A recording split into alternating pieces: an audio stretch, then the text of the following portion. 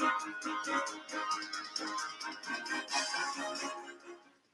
welcome.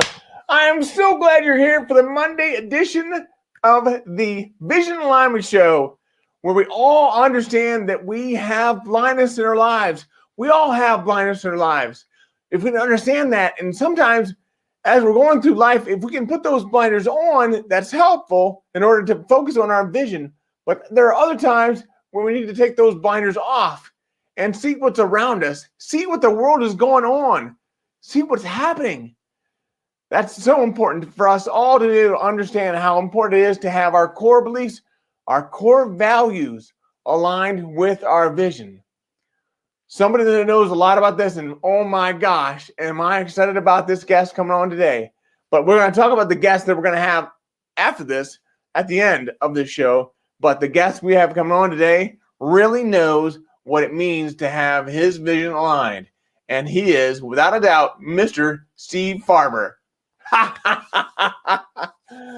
Good morning, Steve. How are you? I'm doing great. How are you? I'm great. Thank you. Thank you so much for being on today. It's great to be with you. Let me ask you one question. Okay, you get one. We're going to start with one. But it's going to take me 30 minutes to answer it. I'm just warning you. Perfect. When is your first recollection of knowing your vision? Well, it's not a particularly easy question to answer, because I would say my vision started more as a glimpse than a vision. But it was a very profound glimpse. It was actually, I don't know if glimpse is the right word. It was a knowingness about moving in a particular direction. So what happened was I started out very young in business, in family life. I had my own financial services company before I was 30 years old. I had 3 kids before I was 30 years old. And I hated my business, which is a weird place to be when it's your own business. But I was in the commodities futures business, and it's a long story as to how I ended up there or how I started out there. But I learned how to be an entrepreneur. I learned about business, but I hated that particular business. And I got out of it without knowing what I was going to get into. And I had mouths to feed and all of that. Mm-hmm. And I literally had absolutely no idea what I was supposed to be doing on this planet. I knew there was something I was supposed to be doing, but I had no idea what it was. And it was a pretty terrifying place to be. But then one day, this is how it happened. I was having a conversation on the phone with an old friend. We were talking about a mutual friend of ours that I hadn't seen for a while. And this person told me that Alexandra, our mutual friend, was doing some kind of workshops for corporations. And this was entirely foreign to me. I had no idea what that was. But as soon as I heard those words, all my lights went on. And I said, that's it. I don't know what that is, but that's what I'm supposed to be doing. And I started doing the research, and I found out there was a whole industry called, at the time, we called the training and development. And I had a business background. I had a, front of the room, I'm a musician. I did some acting, so I loved being up in front of people. Mm-hmm. And I just put all that together, and I started exploring it. And that became my path, which over the years turned into a focus on leadership development. And I've been at it now that was in 1988. Whoa. So I've been at it now for quite some time, and getting a little bit long in the tooth, If you want to hear more, stay right there.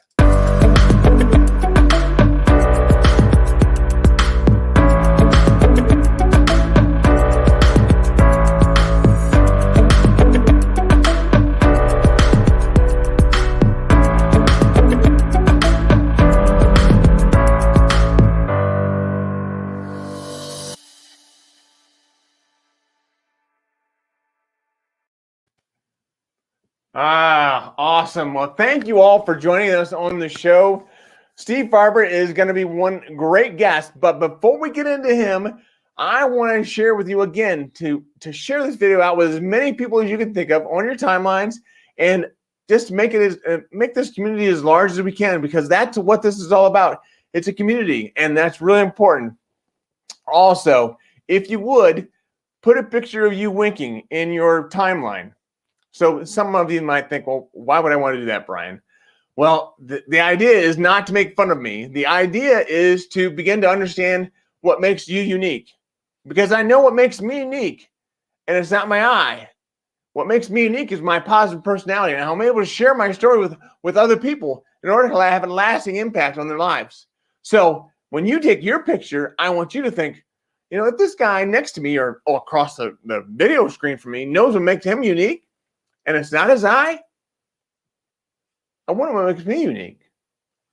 That's where it all starts. Understanding what makes you unique, and then how do you serve other people with that uniqueness? Somebody that can talk to this is my new friend, Mr. Steve Farber. So, Steve, tell us a little bit about what makes you unique. Well, I'm hilarious. Really? This is what I keep telling my wife.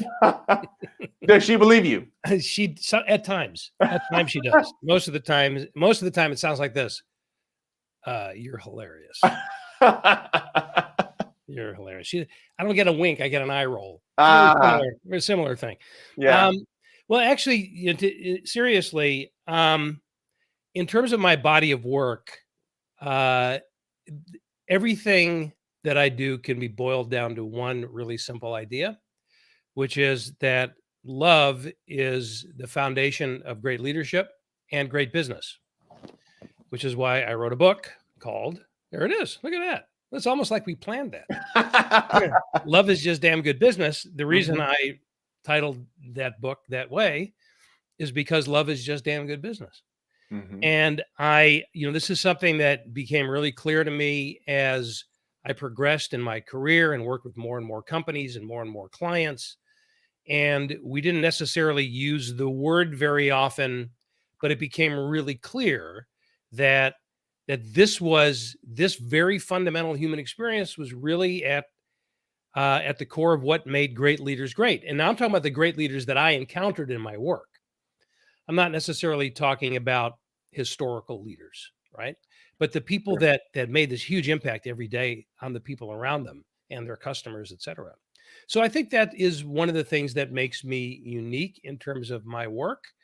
And also, I'm a musician, so I think I bring a certain kind of creative nuance or spark to the work that I do. I got to make stuff up.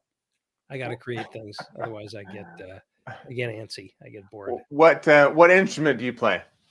I'm a guitar player. Yeah. So I play. I've been playing since I was 13 years old. I write, and one of the things that's happened over the last several years is I've been integrating music more and more into the every aspect of my life, including my work. So I have been known to bust out a guitar on occasion, and when I'm doing a keynote or whatever. Oh, so that's how you integrate that? Yeah. And as one of the ways. And every event that we do events in the days where we do events, the days before the COVID, right? The early days of the COVID, we stopped this, but when we do live events, music is always a big part of it. Awesome. That's cool. So there's somebody on here that wants to say hi. So Ted Legal agrees with you in regards to hitting his first job. He can relate. And then he also goes on to say that, that's nice. Thank you, Ted. I appreciate that. Out loud. He said, your book is great, Brian. That's good. Thank you. Thank you, Ted. Ted's comment was that he was in telemarketing and he hated it. Well, I was in the commodities markets, as I said, which was really just a glorified telemarketing. Oh, really? Yeah, it was on the phone with, trying to sell people all day long. It was awful. Wow. This is interesting. So I first got to know you through your books and through your main book, the first book, that I know of, the Radical Leap, where we talk about love. LEAP stands for love, energy, audacity, and proof. So I really want to know more about that, because obviously I read the book, and I love the way that it's all laid out. But who did you originally write that book for? Yeah, it's a great question. So, I'd been in the business world is my playground. Has been for, since that early glimpse, back in the late 80s. So I thought that I was writing the Radical Leap for business leaders and aspiring business leaders. I thought I was writing a business book. And it is, of course, a business book. But one of the things that I discovered, maybe it's because of the language, maybe it's because of the way it's written as a novel or as a parable. So it's very accessible, and it's kind of an edgy voice. It's told in the first person in my voice, the aforementioned hilarious. Yeah, right. But it's a good book. So anyway, right from the get-go, right after the book first came out, which was its first edition was in 2004, I started to hear from educators. I heard from principals and from teachers all around the country, actually, who read the book and started writing to tell me that this is something that we need in the field of education. One of the first people I ever heard from was a guy named David Pinter, one of the first educators I ever heard from, who at the time was the principal of an elementary school in the Jacksonville, Florida area. He sent me this long email, basically, wagging his finger at me saying, "You need to bring this into the field of education, and this is what we need." And what? So I figured, well, he took all this time to write to me, so I should call him. So I did. I picked up the phone. I looked up the school. I called him. It kind of blew his mind. And when I got him on the phone, then he lectured me for about an hour with the same thing. "What are you doing to bring this into the field of education?" I said, "Dude, I never even thought about it. Wasn't on my radar screen. So you tell me what to do, and I'll do it." And that was the beginning, actually, of a friendship we're great friends to this day. And then, I heard from all kinds of people. You and I have mutual friends and educators as a result of that book. So my original intended audience was business people, but it's got reach way beyond that. Because these are universal principles. It should be pretty obvious to say that love is not exclusively a business principle, is it? And it's been really gratifying, and I've made some incredible friends as a result. Yeah. Well, that's phenomenal. So tell me, love as a business principle, how do you mean that? Well, it's once you hear me say it, it's going to sound obvious, because it's interesting. At first, there seems to be a little bit of, let's just say, resistance to the idea. Not from everybody, but it's a rather prevalent thing that saying the word love and business in the same sentence makes people a little squirmy sometimes. But let me frame it up for you this way, and you tell me if it makes sense. From a business perspective, as business people, if our customers don't love what we do for them, we're not going to succeed. Right. So first and foremost, it's about, we need to create products, services, experiences, et cetera, that our customers are going to love. Because anything short of that, we have no competitive advantage, right? So this is something, if we just start with that, nobody's going to disagree with that. We all know that. In fact, some, pretty big companies have put love right into their marketing campaigns. So we know this. But that's usually where it stops. So now if we accept that as a good notion, then the question becomes, how do you create that for customers in a meaningful and sustainable way over time? And the only way to really do that is to create a culture or an environment or a team or a dynamic that people love working in. And if I back that up one more step, I can't create that kind of culture or contribute to that kind of culture unless I have it myself first. So it all gets very personal very quickly. But the bottom line is, it's about creating experiences, creating an organization, whether that organization is a small team or a big company, that people love doing business with, and love working for, and love being a part of. I think that's a large reason why you're even on this podcast today, is because of the what's inside of you. You know, how you live your life, how you obviously there had to be a connection in order for us to be able to get to know each other. But it's still, you know, the fact that you're so willing to come on this show and to have a conversation with the audience that is out there, I mean, it's just phenomenal. So that it shows how you have that spirit in your life. Well, thank you. This is who I am. This is, this is my life's work. Yeah. And I love it. And if I don't love what I do, it doesn't give me a whole hell of a lot of credibility to encourage people to do that for themselves. Right. And as you know from my story, it was not always thus. You know, so a lot of the reason that I so appreciate loving the work is because I came from a place that I hated way back when. But you know, the idea is that, you know, for somebody like Ted, who was talking about how he hated, you know, that work before, he ended up finding something that he loves. For a lot of people, you know, when I ask the question, well, why do you love your business? And when I say your business, it could be the business that you work for or the business that you own, depending on, you know, where you are. Mhm. And if the answer to that question is, well, I don't, that's important information.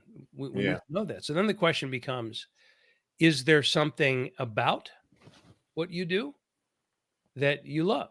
Maybe it's the people that you work with. Maybe it's the customers that you serve. Maybe it's the product or service that you offer. It's important to find what that spark is, and then we can stoke the flame so that Right. it's brighter. So get them to do more of what it is that they love. Yeah, I think it starts. There are a lot of ways to start, but that's one of the ways to do it. Well, you know, it's starting by kindling our own fire, because Yeah. again, none of this gets very far unless we have it ourselves first. Right. So, and I talk about this as well, finding joy in so many things we do. So if you can find the joy in what you do, then you're going to be able to go farther with that. You're going to be more successful with that. You're going to be happier with that. Yeah. But you can also take that joy to another level, to your outside, to your personal life. So Exactly. Well, there's don't get me started. Here's one of the things that we do to ourselves as people, as business people, is we create this false delineation between between what we do for work. right.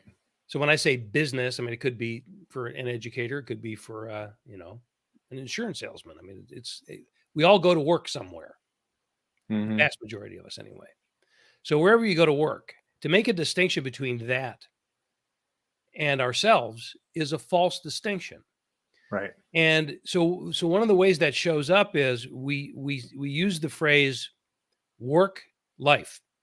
We say things like, in work as in life, in work or in life, or work life balance. We Mm-hmm. make a distinction. There's work and there's life. Well, that's absurd. Right. Because if we're saying that they're different things, so if work is not life, then what is it?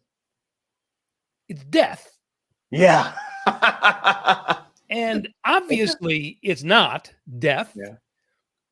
But If that's it our is. attitude towards it, right? It's like we live in the evenings and weekends, and Mhm. our work is what gives us the money to enable us to go and live. What an incredible waste Mhm. of our time on this planet. We all have, you know, we all have an expiration date, as they say. Mhm. We may not know what it is, but we have one. Right. And if we're tolerating, if we're surviving the work that we do in order to make the money to pay for when we quote unquote live, we're wasting a great deal of our time on this planet. Hmm. And the fact of the matter is that we are alive. Some of that life we spend working, some we spend with friends. So is there a need for balance? Sure. It's a balance of the activities that I'm doing and the Right. people that I'm doing it with. It's not a balance of living and not living. We're always living. So I think it starts with this recognition that the joy that I experience, that you're referring to, the joy that I experience in my life Mm-hmm. should come out, should be expressed in as many things as possible, in the work that I do, in my what do you call it, volunteer work, my philanthropy work, my relationships with friends and coworkers. Why shouldn't all of that be joyful? I love it. So let's talk a little bit about you. What do you What do you want to know? What do you do to find joy? Well, I am, of course, in love with my work. So I do find joy in what I do for a living. Mm-hmm. And what that looks like for me is there are a number of different things. One is, of course, speaking. I've been, on the keynote so-called circuit for quite some time. And I love that. I miss it. I do it all on Zoom nowadays. Yeah. I haven't left this chair in 12 months. Truth be told, I haven't put on a pair of pants in 12 months. Well, you live it's a pair of pants. I'm serious. I'm wearing right now. I'm wearing my my workout shorts, right? So if I'm doing a corporate gig on Zoom, let's say, I'll put on a nice blazer, and I'm barefoot, and I'm wearing my shorts. I haven't left this chair in 12 months. But my point is that when I love that, but I also love being on the stage. I love being with people. I love the travel. So I'm looking forward to doing that again. Mm-hmm. We also do consulting work. We help companies to apply that LEAP framework, love, energy, audacity, and proof, to their cultures and help them achieve whatever it is they're trying to achieve. And then we have a mastermind group, and we have lots of things that we do that bring in revenue, and I love all of it. So that's cool, because I spend, as an entrepreneur, there's no on-off switch. It's a dimmer switch, right? I'm working in some capacity all the time, but then of course there's the music as well, and I love hanging out with friends. Again, another reason I'm looking forward to the light at the end of the tunnel here. Yes. There's no greater joy for me than just hanging out with people that I love, throw a little music into the mix, and I am in heaven. Sounds good to me. Sounds real good. Well, tell me, there's a lot going on here. Obviously, you've got what you love, and there's also your vision. So tell me a little bit more about your vision, but then also we're going to go into your blind spots and who helps you to see your blind spots. Yeah. So that vision that started as a glimpse all those years ago is really become about changing the nature, the experience, and the expectation of what it means to go to work. So here's the way that I'd frame it up for you. If you're at a party and you're talking to somebody you've never met before, and you ask this person, the usual small talk. So what do you do? Tell me about your job. And then they start.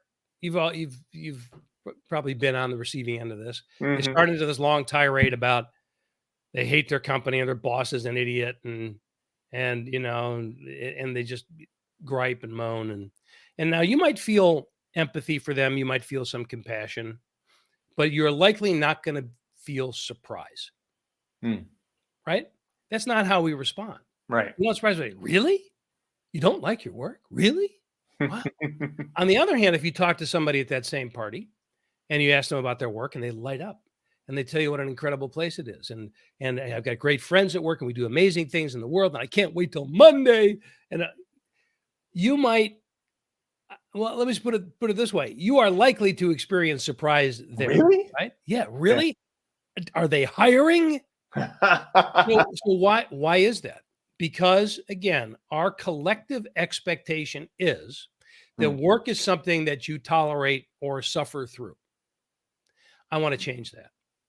I want to flip that so that the surprise comes when people are complaining about their work, not when they're raving about it.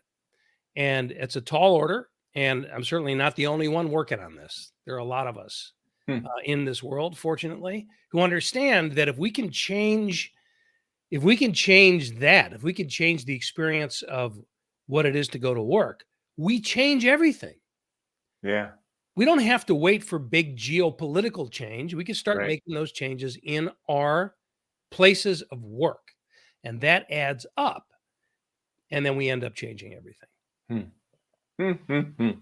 I love it. And so does Ted. So Ted, you're doing a great job of he can relate to the pants thing. But Yeah. yeah, your boss is not an idiot, Ted. I'm sure of that. So again, back to your vision, and that's a great vision of making everybody's life, everybody's job not drudgery. You know, you said it differently, but that's essentially what you said, right? Well, to change the expectation is that work is a place where I can bring myself, be authentic, experience joy, love what I do, and make the money that I need to pay the bills, etc. That's what I mean. Awesome. Got it. Who sees your blind spots? I'm going to say mostly it's my wife. So my wife is also my boss, or my business partner. Ted can relate. That's right. She's my business partner. We've been married, second marriage for both of us. We've been married. It'll be 20 years next month. Oh, wow. And happy anniversary. Yeah. Thank you. Yeah. So, we're empty nesters. So it's basically just the two of us. And of course, in these days we're not going anywhere. Right. It's a good thing we like each other. Mm-hmm. And she sees my blind spots. She's the questioning machine. So my tendency is to like everybody, which is not a bad tendency, I don't think. But what the downside of that in business is that I could jump a little too soon because I had a great conversation with somebody. Yeah. And oftentimes that works out great. And sometimes it doesn't. So those are my blind spots, is I'll have a tendency to overlook certain signs because they said, nah, they I like them, so it should be okay. You give them the benefit of the doubt. She also loves people, but she also has, she asks the right questions. So what about this and what about that? And when she first starts asking me the questions, it's just annoying as hell. Don't you hate that? I just want to go, right? But she always asks the right questions. And so, yeah, she is definitely my blind spot remover. Awesome. Wow. This is great. This has been great. Our time has flown by. We're already almost at the end of our time. So I appreciate you being on. Steve, if I were to ask you one last question, what would you want to leave our audience with today? Yeah, let's start with this. I'd like everybody to consider this phrase: do what you love in the service of people who love what you do. So, and ask yourself, to what degree are you doing those things? So do what you love is your connection of your heart to your work. In the service of people is the context for doing what you love. So to what degree are you doing what you love? To what degree are you serving people? And to what degree are those people you're serving, to what degree do they love how you're serving them? So do what you love in the service of people who love what you do is aspirational for all of us, in my opinion, that we should aspire to be hitting on all three of those cylinders. It's also the subtitle the book. Right. And I wrote those words initially in The Radical Leap, and have been sharing them and teaching the nuances of it for a very long time. So it's a good starting place. And to give an even simpler starting place is just to ask yourself the question, why do I love what I do? And how do I show it? So why do I love this work? Why do I love these people? Why do I love these customers? You pick the context. Why do I love this? How do I show it? And see where that takes you. Awesome. Well, thank you so much. I appreciate you being on today. Let's see. We have one other comment here. Mr. Ted says, my wife and her best friend handle the mass mailing end of my company. That's good, Ted. Thank you. Thank you so much. And I'm going to wave you off, but I'm going to send you back to the green room. And if you would hang out there for a little bit, and I'll close out the show, and then we'll come back. Sounds great. Thank you for having me, Brian. It's been all right. Pleasure. Great. Thanks, Steve. Wow. What a great show. Oh, I know I say that every day, but that was really good. Steve Farber is phenomenal. So we've got more great stuff coming up for you this week. So we have on Tuesday, we have Sean Rose coming in from Bulletproof Selling. So he's going to talk a little bit more about selling and how we can all have that right mindset in order to be able to sell, because that's a large part of what we do every day. Wednesday, it'll be me. So we're going to be talking a little bit more about blind spots and vision and all that. So that'll be great. Then Thursday, wow, we've got a special guest coming on. Marilyn Sherman is going to be coming on, but the show is going to be a little bit later in the day. So it's going to be 2 hours later. But oh my gosh, I'm really looking forward to having her on. So that will be phenomenal. More great stuff coming for you. Thank you very much for being on. I appreciate all of you. And as always, remember to keep